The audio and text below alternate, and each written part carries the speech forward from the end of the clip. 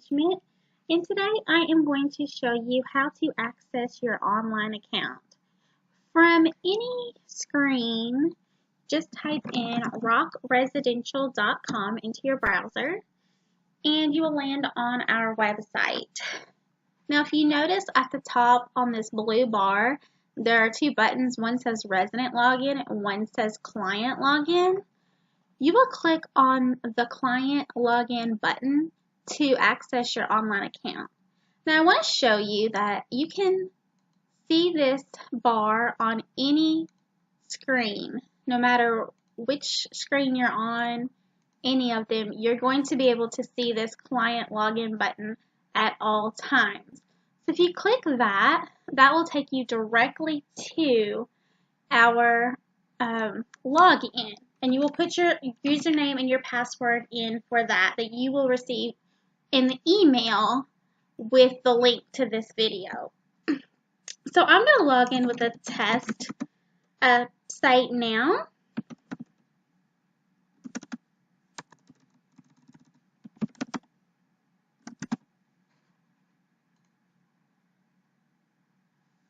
Now when you first log in, you're going to land on this page with these 4 bars.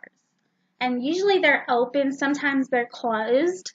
Each of these 4 bars are going to give you a nice snapshot of your property's health, what's going on at the property at any time.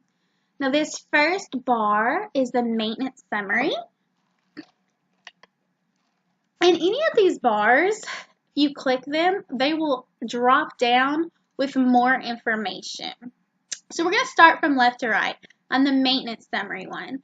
And when you click that, you're going to see the property name. If you have just one single family home, it is usually the address of the property. If you have multiple properties, then you're going to see the property name. If it's check marked up here, it's going to tell you what kind of work order it is. Non-make ready, that's just going to mean a regular maintenance request. A make ready, that is going to be for a property that has become vacant, that needs to be turned and gotten ready for a new resident to move in. And then a project, that is any kind of major construction that might need to be done. For example, if you're doing a rehab or renovation and you have hired us to do the project management for that. Now, this next line right here is going to tell you what stage the work order is in. So not started means they've just placed the maintenance request. We haven't done anything with it yet.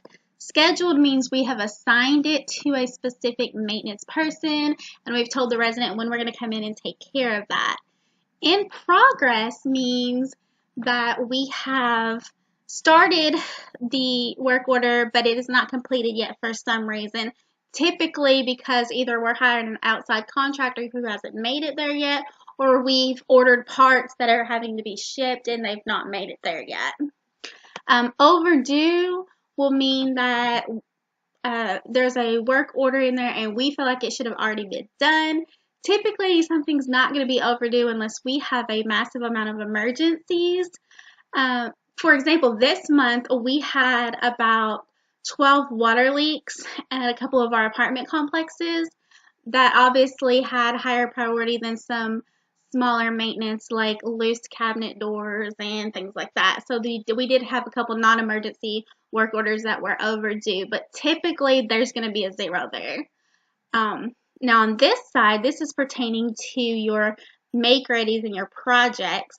Ready means we have completed a vacancy, is ready to be rented, it's been cleaned, painted, carpets have been shampooed, and it's ready to rent.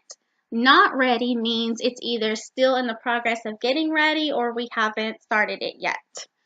So that's what those mean. There'll always be a 1 in there based off of, sorry about that, there'll always be a 1 or some kind of number in here based on how many work orders you have at the time. Now, if you'll click this button right here, it will drop down some additional information about your work orders. So you notice we have one that's not started. You can see the work order number here. You can see the date that it was put in. So today is January 18th, so it was placed today. The location, this is the unit number. So if you have multiple units, you'll be able to tell which property has the work order on it. And then a description. And if you'll notice, if you'll hover over the description, it will actually show you the whole entire work order, what the resident put in. So this resident had put in that a bedroom door has a hole in it from when they moved in. It needs to be replaced. This was a property that we had taken over from another management company, and this resident was just letting us know that they did not do this, and they would like it fixed. So that's the gist of maintenance summary. The next one is exposure control. And this is basically telling you when your property's lease expirations are. And it goes out for 2 years. So it gives you a good 2-year viewpoint of what's going on with your properties. Now, if you just have one single family home like this one, you should only have one red bar on there. And that's going to tell you when your lease is up. Just in case you don't remember, it's a real quick way for you to look at it. If you have multiple properties, you'll have several bars on there, so you'll know exactly when your property's leases are expiring. That's good to know because we don't want to have too many of your properties in any one particular month. You don't want all your properties to come due in December because then you have a higher probability of having a higher vacancy. We want to spread them out so that your exposure is spread out and you have a better chance of staying occupied at a higher rate. Now, down here, you'll see renewals. And there isn't anything in here right now because, as you can tell, this lease expires December of 2018. However, this is 90 days out. You're going to see if you have any properties that's leases are expiring 90 days out, what the status of that is. And if you click that, you will notice that it will drop down and it will tell you some additional information. So let's assume we had a lease that was expiring in February. The resident's name would be here, their lease end date, the day that they need to renew, and there will be notes out here if the renewal has not completed yet. If it has renewed, the date will be right here. If it has not renewed yet, there will be notes explaining what the status is, what follow-ups we've done to try to get the resident to renew, what their response has been, or if there's been a lack of response. So you can kind of see what's going on with that. So that's your exposure control.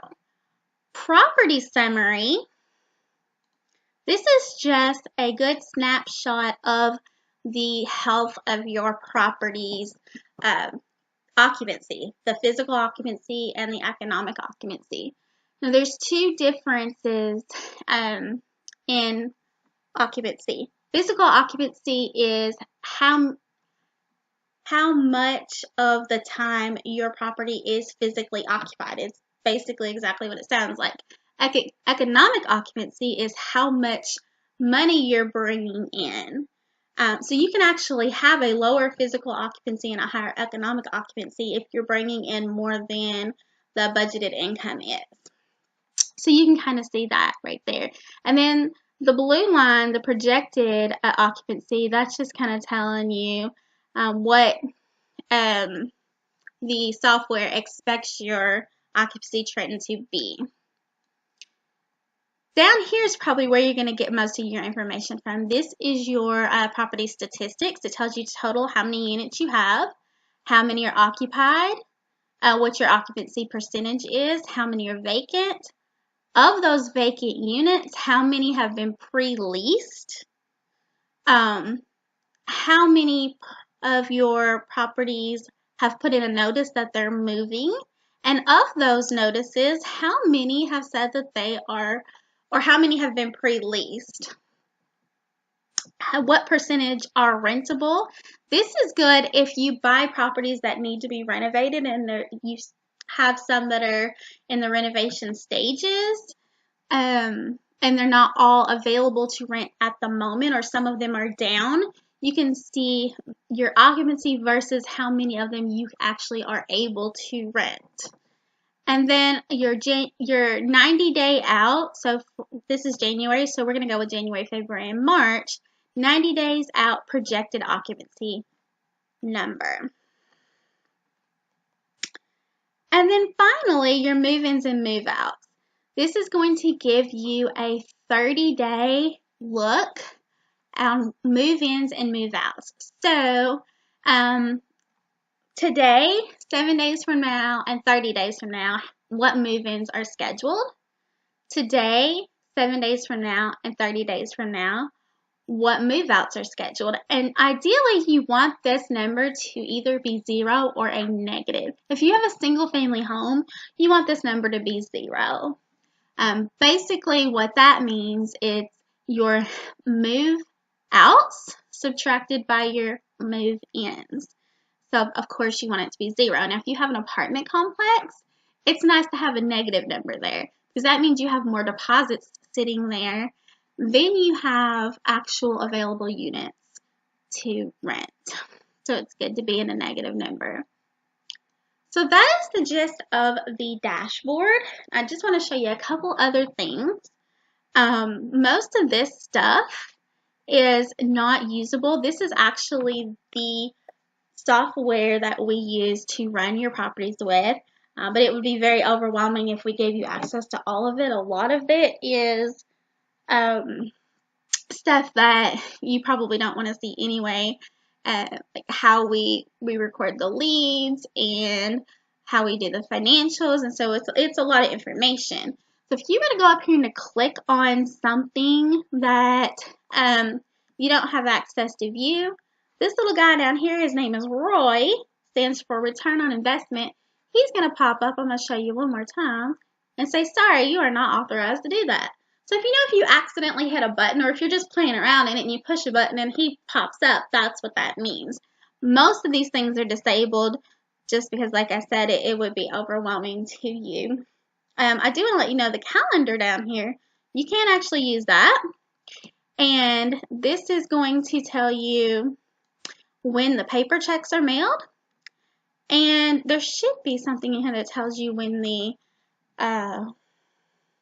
direct deposits are sent on the 25th. So I will make sure that that's in there moving forward. You can put things in the calendar. There's no way to disable you guys from doing that, but it will let you know that all owners can see the same calendar. So you probably don't want to use it for personal things. You would use your own Google calendar or your Outlook or something, but anything that is going to be pertaining to stuff that we're going to do for you guys, you can check the calendar and it'll pop up in there so you can see that. And then also, if you have multiple properties, when you click this drop down, they will all be listed in here so you can see all your properties together, or you can go to an individual property and see them individually. If you just have one property, you're obviously only going to have one in the drop down. Okay, this is part 2 of the Rock Residential video on how to access your online account.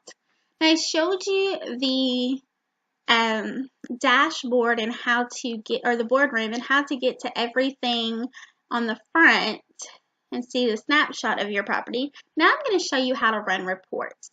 So obviously you would click on the top up here where it says reporting, and then you're going to click on reports. And this is going to bring up your reporting dashboard.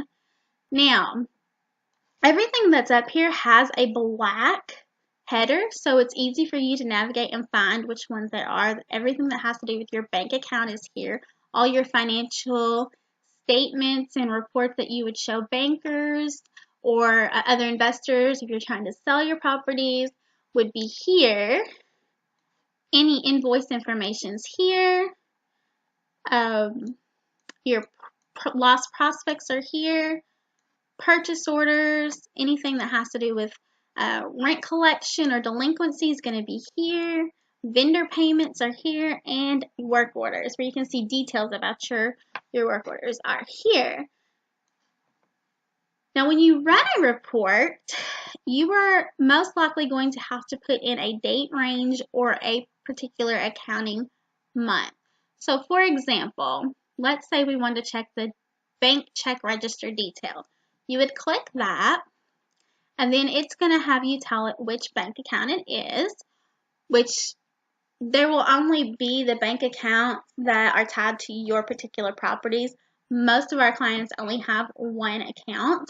If you have multiple properties, you may have multiple accounts, but if you'll select just the property that you want it to be tied to up here, then it should auto-populate the correct account for it. And the only time that you would have to choose anything is if you have multiple accounts for that property. If you have a large apartment complex and you have an operating account and you have a security deposit account, you have a capital reserves account. Otherwise, if you just have single family homes, generally you have one account and that's it. And then you're either going to put the accounting period right here, or you put a date range. So, for example, January 1st to January 31st. Also, because this is a check register detail, you can also put in a check range if you wanted to know checks 1000 through 1010, and it would bring them all up. I'm going to delete that out of there, and I'm just going to go with January 1st through January 31st and pull that up. And obviously, you can see that there have been no checks written on this account at this time.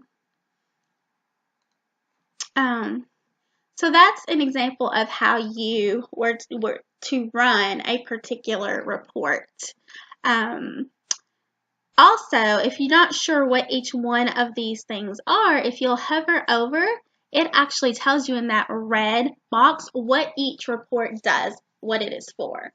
So if you're not sure if you want that report or not, or if that's the right one, just hover over it and let it tell you what specifically each thing is. Another cool feature that the software has is you can actually choose which reports you want to view and which ones you don't want to view. So if this looks really overwhelming to you and you're like, I don't need that much, let's just say you don't really care about looking at the GL account totals. You can just hover over this, see the little eyeball right here, and you can hide that and it will go away. And let's just say you don't want to see the 12-month budget. You can hover over that, you can hide that, and it will go away. And then if you later on decide you might want to see something, you can just go up here and click Show Hidden Reports, and it will bring all the reports back up, and they will be grayed out a little bit right there when you hid them. And if you decide, yeah, you definitely do want that back on there, you just have to hover over it and click the eyeball again, and then all of a sudden it won't be hidden anymore. So that is the gist of the reports. Now I do want to go over a couple specific reports with you, just so you kind of know. You can click this and pull up a period. You can go by the date range, or you can go by a batch. We're going to go by the period. So for the month of January thus far, and you can see what invoices have been entered for the property and what they're for. So you can see this is her quarterly pest control, who it's to, that this is for January management fees, this was for software fees. So you can kind of see we've spent $172.38 out of this property this month. Also, if you see the little hyperlink right here, you can actually click that little hyperlink, and it's going to bring up a copy of the invoice. And it's going to tell you the invoice number, the date that we received it, the date that it's due, how much it is, if it's been paid or if it's just been entered, what's going on with it. And if you scroll down, you click this little documents line right here, that will bring you up a copy of the actual invoice. So over here, you'll see where it says download. You can click download. And that will show you an actual copy of the invoice. So if it comes from an outside company, it's not Rock Residential, you will actually be able to view those invoices yourself. So that's pretty cool. Then of course you can pull up paid and unpaid invoices. These are invoices that have, we've already sent the checks for, did the electronic transfer. These are ones that have been entered, but we have not paid them yet. So you can see those as well. Over on this side, I want to show you the lost prospects. This is very good if you have a property that is vacant and you are waiting for it to be rented. You click OK here. Now, there's not going to be any information in this particular property, but I want you to see the headings right here. So this is for any prospect who has sent us any kind of information inquiring about your property, but then they ended up not renting for some reason. And this is good information to know because this helps us know if we need to adjust the marketing, if we need to adjust the pricing, what we need to do if there's something that there's a specific feature of the property that is bothering prospects. If a property's not renting, there's always a reason why, and there's something that you can do to fix it so that you can get the property rented. And this is the report that helps us to do that. And it helps us for you to be able to see it because we have multiple properties. We don't just have yours. So you having a helpful eye on there, you may notice something as you're paying full attention to your property while it's vacant that we may not pay as much attention to when we have 10 or 15 properties. So you could send us an email and say, hey, I noticed that 10 people said this, maybe this is a problem, and maybe draw our attention to it if we happen to overlook it. So I love you guys having access to this. It's going to tell you the date that the prospect canceled, their name, the source, how they heard about us, which that's helpful because that tells us if we're marketing to a place where we're getting a bunch of bad leads that maybe we don't need to market the property there. Who it is that contacted that person, the reason, this is the thing that's super important, why they didn't rent the property. And then any additional notes, anything else that the prospect might have told us or anything that we might need to want to remember, be made aware of, will be written right here. So that's an important report to be able to pull. Open purchase orders, this is just going to show you if we have approved for money to be spent, but we have not received the invoice yet. You can see that there. And you can also pull a summary of paid or canceled purchase orders. Delinquency, this, if you pull this report, this is going to show you if you have a tenant who have not paid their rent. So you'll see their unit number, their names, the status, when their lease start date ends, when their lease started, when their lease end date is, if they've moved out, and what their previous balance was before this month, and what their current total is, and how many times they've paid rent late. So you can see easily if you've had a tenant. For us, if it's more than 3 times in a year, we don't like to renew the lease. We would say that that would be a tenant we would not want to renew the lease on.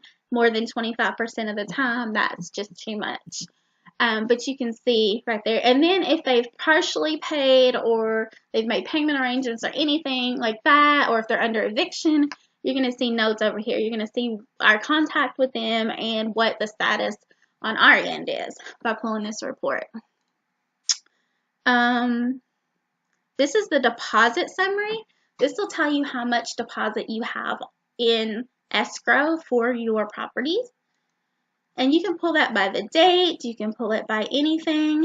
You're going to see the unit number, the resident's names, The status, a C means it's current, a P means it's pending, an A means it's an applicant, a F will mean it's a former resident. So it's basically, you're probably only going to really want to pay attention to the C's and the P's, the pending ones and the currents. Tells you the day that they're planning on moving in, or the day that they did move in if it's a current resident, the day their lease expires. If they moved out, it'll have a move out date there. What deposit we require on the unit, and then or on their particular lease, because they may have to pay a double deposit or something, so that would be written there. How much they paid in. If they haven't paid it all, if there's a balance, it'll show right there. And then if we paid that, we paid them a refund if they moved out, how much was paid out to them. And over here, this is really what you want to pay attention to, is how much of that deposit is held for them. How much is in escrow, this amount right here. And that's super important because when you pull your bank account balance report, the amount that it shows in there is never accurate. If you have a deposit held, you need to remove, or you need to deduct that amount from the bank account balance, because the deposit held in escrow is not spendable money. So cannot stress that enough. I'm going to say it again. When you pull your bank account balance report, the amount that's on there, you always want to subtract the deposit held, because that amount is not spendable money. This is a late fee summary. And basically, this one is just going to show you, it would just show on here if a resident was charged late fees, what day they were charged, and how much they were charged. So that would be written on there. Prepaids, this is if your resident has paid rent early, which you're going to see on this one.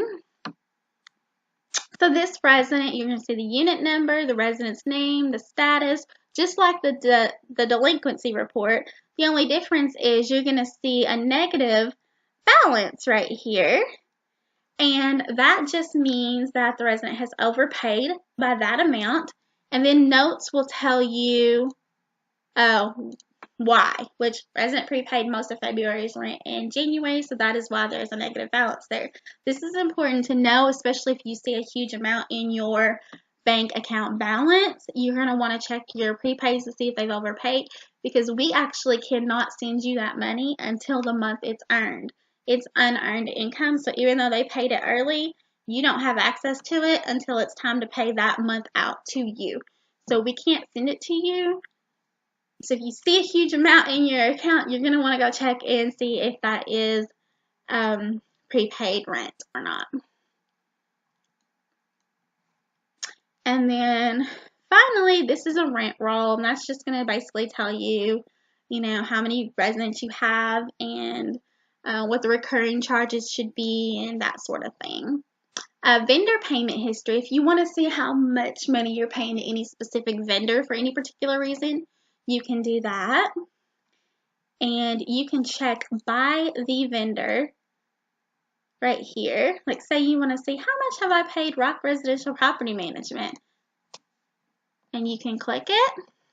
And it's going to tell you, oh, you haven't paid them anything yet. Which this client hasn't. But I know when they have paid, so let's see.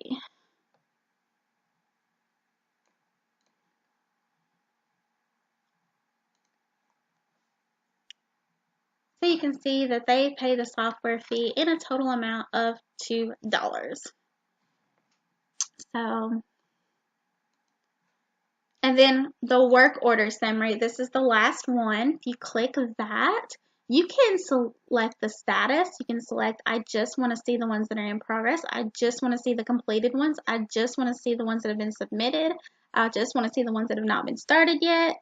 Whatever. I'm going to pick submitted, not started, scheduled, in progress, and completed right there. You can also check to include the make-ready work orders. You can check to include non-make-ready work orders. You can check to include project. You can uncheck any one of these. You can change the date range. You can filter it by the due date, the scheduled date, the completed date, the reported date. So you can basically kind of narrow down to whatever work orders you want to see. So let's just say that I want to see it by the reported date, including non-make ready work orders. That's just regular maintenance, and I want to see all of them. Anything that's been completed, it's been started, not started, whatever. Now push OK. And that's going to bring up this work order that we saw before.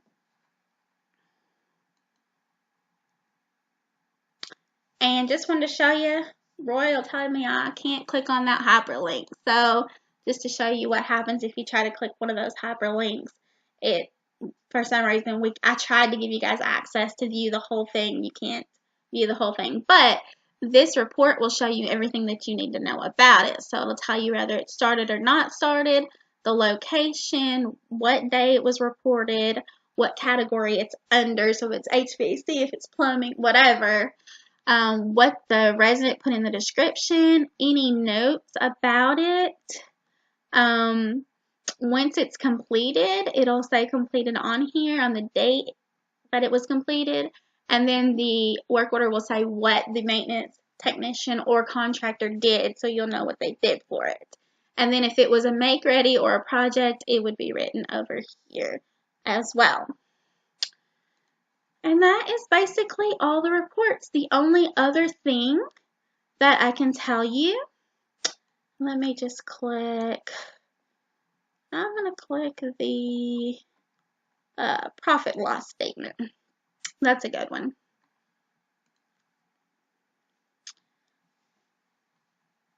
And I'll just wait for this one to load real quick. The only other thing I can tell you is that you can have these reports sent to yourself or to anybody anytime you want. These, you can save them to your computer, or you can print them. You can export them into a PDF, an Excel, a picture, text, just whatever format you want. Any of these reports. And so there you have it. That is our online system. And if you have any questions at all about pulling any of these reports, viewing the dashboard or the boardroom, or anything, feel free to call, text, or email us at any time. And anytime you want to get back to that boardroom, you just click this boardroom button. It will take you back. Anytime you want to get to the reporting, just go back over here to the reporting button and reports, and it will take you there. And that's the basic gist of what you have access to. Again, if you have any questions, feel free to text, call us, or email, and we will be happy to answer any of those for you.